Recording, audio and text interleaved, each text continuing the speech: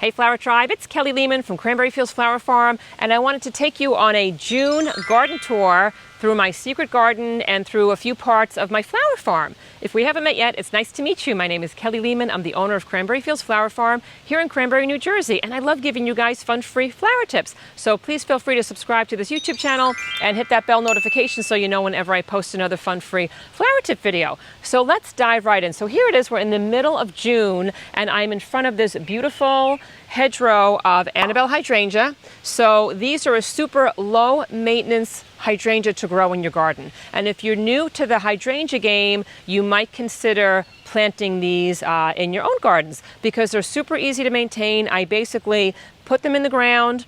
I make sure that they have enough moisture, especially those first 2 years, so that the plant doesn't dry out. I also make sure that I don't overwater these hydrangeas. You always want to make sure that you don't overwater any of your hydrangeas because although these plants do love water, they don't like to have soggy feet. So this hedgerow is probably about, I don't know, maybe about 17, 18 years old, and it keeps self-propagating. So that means that I have more and more plants every single year because this plant just keeps increasing in size on its own. And it gives me these beautiful white blooms. They actually start off as this beautiful lime color, and then eventually they turn to this beautiful shade of white.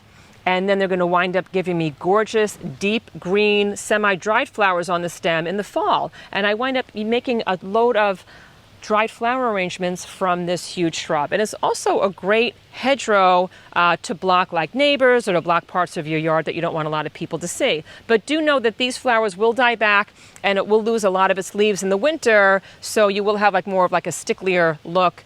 So that's like the all-around look, just in case you're looking to put it in your landscaping. So these are the Annabelle hydrangea, and come take a walk with me back here. You can see more of the secret garden. I have a load of videos showing you how to propagate your hydrangeas, and that's what we're doing with some of these. And I just do that so that I can add more of this beautiful flower to other parts of my garden, or I can gift to my family and friends. And you can check that out in this video. I have a huge playlist of hydrangea care videos, and you can check that out at the end of this video. This is a row of my incredible hydrangeas, and these are kind of the new improved version of the Annabelle because they have sturdier stems, and I just put these in the ground last year. So I think it was around fall, I put these in the ground, and they have already like tripled in size. I mean, these hydrangeas are doing fabulous, and what I love about this plant is it's super hardy. Most of the time when you put a hydrangea in the ground, it will take like a year or two to give you actual blooms. So be patient with them, but this one is spectacular. I mean, I have a boatload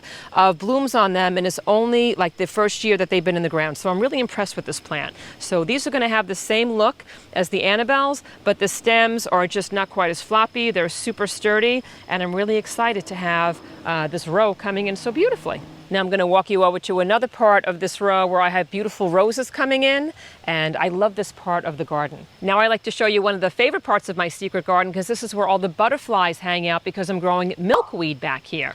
I love growing milkweed because the pollinators love this plant, and it is the host plant for monarch butterflies. So if you have milkweed growing in your garden, you're going to have a load of honeybees, you're going to have the butterflies, and it's super easy to grow. Once you start growing this in your garden, it actually starts to self-seed every year. And the only problem with this plant is that it can start to take over your garden. So you can tell right now I've got some peonies that it's kind of taking over. There's a rose bush tucked away in the back over here that it's taking over. So I'm going to have to kind of clean this up just a little bit so that those plants can survive. But the pollinators absolutely love this. And then I've got a butterfly bush that's right next door that's not in bloom just yet, but this plant gets tremendous and is going to have gorgeous purple blooms probably in about maybe, I don't know, maybe 3 or 4 weeks. If you have children at home and you want to show them like, you know, the butterflies and those honeybees, plant some milkweed and plant a butterfly bush. I have a lot of green in this garden right now because my limelight hydrangea didn't quite come into bloom just yet,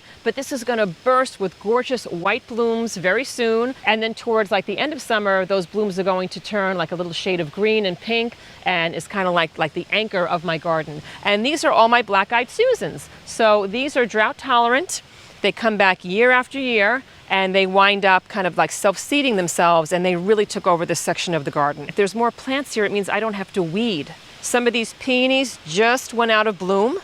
And you can check out my peony playlist because I have a whole bunch of care tips on how to grow amazing peonies in your own gardens. We also just had thousands of peony flowers coming up in the flower farm just a week or two, and we had a huge harvest, and I want to show you what some of those scenes look like right now. We had a ball out there. We made a boatload of videos showing you how to take care of your own peonies, and I have to say that peonies are one of my favorite flowers to grow because they're low maintenance. Once you get them established, they can grow in your gardens for up to 100 years. So I hope you enjoy looking at some of this footage.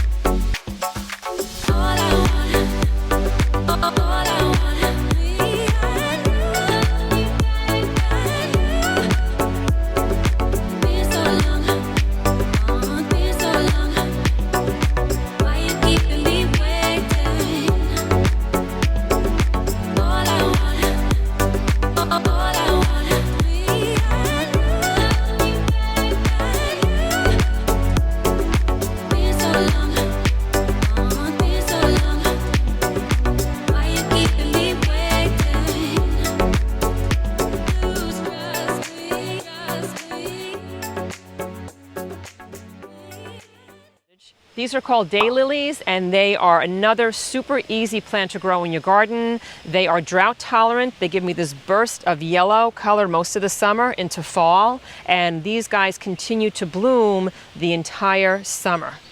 So this is a workhorse of the garden. The only thing is daylilies do not have a great vase life. So you will not use this flower for your fresh cut flower arrangements. If you like to bring some of these over to your family and your friends, I would stay away from using these because usually after a day, they actually wilt in the vase. This hydrangea plant is just going out of bloom. In my May garden tour, I showed you how beautiful and spectacular it was when it was in bloom, but right now it's losing those really pretty flowers, but I'm going to be blessed with some beautiful green stems in its place. And right next to it, I have a boatload of new hydrangeas coming up into bloom, and I will show you what these guys look like in about 2 or 3 weeks. I've got some beautiful garden grasses back here that take up a lot of real estate. If you're looking for a plant that will give you like a big wall of green, I recommend growing grasses because they're super easy to maintain. I've got more hydrangeas that are going to come into bloom in just a few weeks. Back here I've got some Princess Spirea, and this is a super pretty plant to have in your landscaping. A lot of times you will see this plant in people's landscaping. It's drought tolerant. It has beautiful purple blooms on it. And we do use these in a lot of our flower arrangements, but if you use too many of it, sometimes you get like a musty smell. If you are going to use these in your flower arrangements, I would use maybe just like 2 or 3 stems. And then we've got some more of these hydrangea plants. This was one of those pink plants that was in full bloom just about 2 or 3 weeks ago. And now you can tell how gorgeous these leaves are. So they're this variegated leaf. And even though there's no more blooms on them, they still act as a point of interest in the garden. These are just some of my big leaf hydrangeas here. They didn't come into bloom just yet. This is my lilac tree that was in bloom once again just a couple weeks ago. Another butterfly bush, some peonies that were just in bloom, and I've got some hydrangeas that are coming up over here. Some knockout roses in the back. And then these were my hellebore plants. I'm really shocked right now because these blooms started coming in March, and here it is June, and I still have some flowers on this plant, which I've never seen them last this long. Oh, these are all the seeds that are starting to form. So this plant is a huge self-seeder, and what happens is the seeds are going to drop from these pods, and they're going to sprinkle themselves on the ground, and they're going to wind up with more hellebores next year. It looks like the seeds came out of this one. Wow, that's like magical. That's absolutely amazing. You see that seed? That's amazing. This is what the snowball viburnum look like when they're out of bloom. And if you didn't see our May garden tour, these have those beautiful snowball white flowers, and they come in towards like the beginning of spring. So this entire garden was packed with a wall of those snowball flowers in April. But this is what they look like now. And if you're looking to buy them in your garden centers, this is what you're going to wind up seeing. It just looks like a little, like a whole bunch of green. But if it's tagged as a snowball viburnum, I would scoop them up. And then in back, I've got a whole bunch of crepe myrtle that are not in bloom just yet. Those are the big boys in the back. They'll be in bloom in a couple weeks. And then right in front, you can see this is another limelight hydrangea that is yet to come in bloom, but it will. So eventually you're going to have a huge wall of flowers back here. And then here's some more of this spirea, super low maintenance. Once I put this in the ground, I don't even worry about watering this plant. Mother Nature takes care of it. Well, for the first 2 years, I took really good care of it as far as the moisture. And after that, I just let Mother Nature take care of it. And then I've just got some more beautiful hydrangeas coming up back here. There's some big leaf hydrangeas that are coming in here. And then I've got a beautiful weeping cherry that's right here. And in May, this had gorgeous, gorgeous pink blooms on them. This is one of my favorite trees to grow in your landscaping. I wanted to show you one of my favorite trees that's in the front landscaping of my home. This is a magnolia tree. And this tree has been here probably about, maybe about 18 years. And I wanted to show you something really interesting. On the back of the leaves, it almost looks like brown suede, and beautiful deep green leaves here. We use these in a load of our flower arrangements in the fall. And then it's got these gorgeous, gorgeous blooms that actually smell like lemon. And a lot of times the bees go bananas inside these beautiful blooms. However, these do not have a great vase life. They'll only last about a day or two in water. But they are super pretty. A few weeks ago, I had loads and loads of red roses coming up this section of my house. Right now, they're all kind of falling off. I need to give this a deadheading so that I get more blooms that will come back in a few weeks. And in front of them, I've got some boxwoods. And I've got some ivy growing up the side of my house. And I need to cut the ones that are climbing into the windows because it doesn't look very good right now. This is over by my garage. I have a boatload of mint growing over here, and the reason why I grow this mint is because I love to use it in my tea. I love to, season food with it, and I also love that I don't have to weed this section of the garden bed because the mint took it over. And this is another huge self-seeder. I started off with maybe a quarter of these plants about 6 years ago, and it basically just self-seeded itself. So if you do grow mint in your garden, know that it can take over an entire garden bed. And I've got some beautiful tall grasses around here too, just to kind of give it a little bit of romance. And then over here, I've got some echinacea that's growing in the background. And this is a crepe myrtle tree that's kind of in the back of all of it. And this is going to be in full bloom in just a few more weeks. And then next to that, I have our peach trees. And you can tell there's a whole bunch of peaches coming up and some apple trees right next to it. This is what the peach tree looks like when they're in full bloom. It's so fun to come out here with the family and just pick these peaches off the tree. And then you can make, things like peach cobbler and all sorts of drinks with them. And it's just amazing to see this fruit come off the tree. So I think I actually bought this tree in like Home Depot about 10 or 12 years ago. It was a little tiny fruit tree. And this is what the apple tree looks like when it's packed with fruit towards the end of August and into September. I wanted to show you one of my favorite parts of the flower farm. This is where we have our sunflower field, and we just planted about 10,000 sunflower seeds about 2 weeks ago, and this is what it looks like as they start to come up. There's the barn where we have the flower shop. That's where we create all of our flower arrangements. And this is what all these beautiful sunflowers look like right now. We planted them close together because I like to have smaller flower heads, but a lot of these have to be thinned out right now because they're growing too close to each other. So I'm going to wind up coming in here and removing some of these. I'll either use some of these little sunflowers for my salads. I'll sprinkle them on top, or I'll come out here on a day when I think I can replant them and I'll just kind of dig it up and plant it back here, and I'll have double the space for these flowers to grow. And eventually we're going to have just an entire field of gorgeous sunflowers.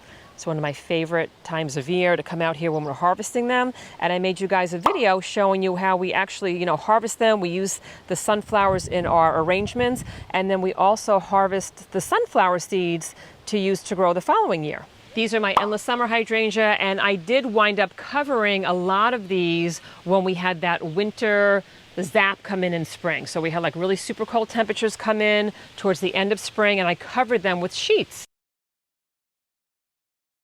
And you can check out this video that will be linked in that hydrangea playlist, because that will show you exactly how I did that. Guess which ones I didn't cover?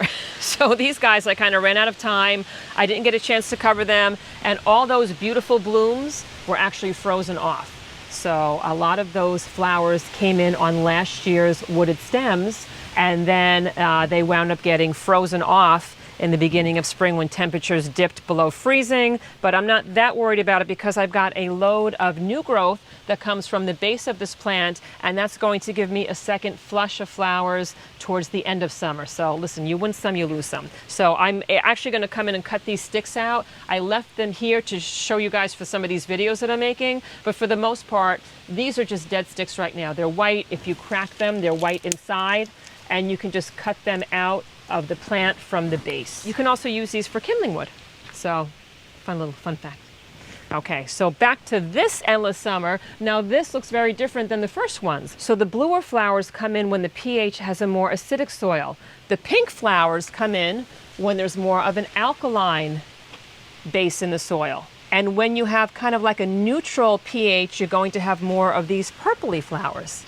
But I'm making you a video on how to alter your hydrangea flowers. Know that you can alter a lot of the flowers that are in that big leaf hydrangea family that are already like pink or blue or purple, but the hydrangeas that are white, like your smooth hydrangeas and like your limelight hydrangeas, those are the ones that are white. You will not be able to alter those colors to turn them into like a pink or a blue. And that's it, guys. So thank you so much for joining me in this video, and please say hi to us over on my Cranberry Fields Instagram page, and also on my Kelly Lehman's Flower Tribe Facebook group, because there's thousands of gardeners from all over the world, and they're asking and answering tons of garden questions over there. And please check out my brand new podcast. It has a load of gardening tips on there. Please let me know where you're viewing this from in this great big beautiful world, because I love to see how our flower tribe is growing around the globe each week. And please also check out my new online gardening courses. They make for a great gift for the gardeners in your life or for yourself. And I will see you in the next video.